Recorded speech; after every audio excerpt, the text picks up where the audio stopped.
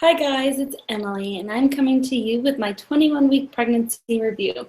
So all that tiredness last week comes for a reason. I have definitely been growing in the tummy bump area, and it's super exciting because I can feel the baby moving very violently. So there's my kind of review this week is a few little things. One is craving. So last week was the chocolate. This week it kind of took a turn to like spicy and salty. So I was craving a lot of tacos and fajitas and Mexican food, which was delicious, but definitely triggered a lot more heartburn this week. And I don't know if you guys are experiencing any of that. And the one thing that I found to help me with my heartburn is pickles and pickle juice, which I think that's kind of weird, right?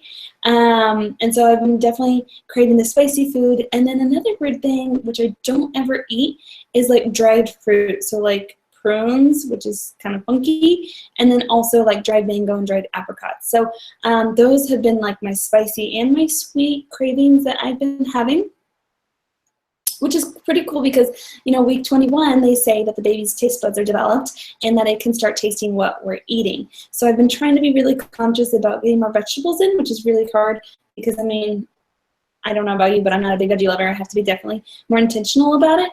And so I'm going to be a little more conscious about what I'm putting into my body. So again, I was definitely more tired last week. Baby grew a lot, is moving like crazy. I mean, like violent little punches that we can see, like shake my whole belly. It's pretty cool. And then of course my cravings. The other thing is I'm still pretty sleepy, but not as like bad as it was last week where I had to take like 4 naps. This week was much better where I had a little bit more energy. And then a couple things I started to do is I'm starting to do some reading on delivery. So I know that, you know, every delivery has different outcomes.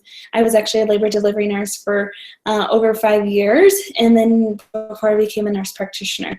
And so I just have been removed from being a labor delivery nurse for over 4 years now. And so again, you know, when you haven't gone through it yourself, it feels a little bit foreign. So I've ordered some books for myself and for my husband. My husband's book hasn't come in yet, but it's called The Birth Partner. And so he's going to read that because I think he's a little bit more nervous than I am because he's never really seen a birth in general. And he's one of those people that anytime like I get a headache or if I'm hurt, he's just like, you know, kind of feels helpless and doesn't know what to do. So that's the book we've ordered for him, and that is coming in through Amazon. But I've ordered, it's called Birth Skills, and I've read a few little chapters so far, and I think it's based out of Australia, and it's actually really, really good, and I really like it. And so it talks about just overcoming the fears and then practical ways, and logical ways that I can apply, you know, to control pain as much as I can, and then just, of course, acknowledging that, you know, whatever outcome happens, if I have it naturally or with an epidural or C-section, that it's ultimately my choice and empowering me. So I think that's pretty neat to kind of take that off the table. So my 21-week in review is I'm feeling baby move a lot more.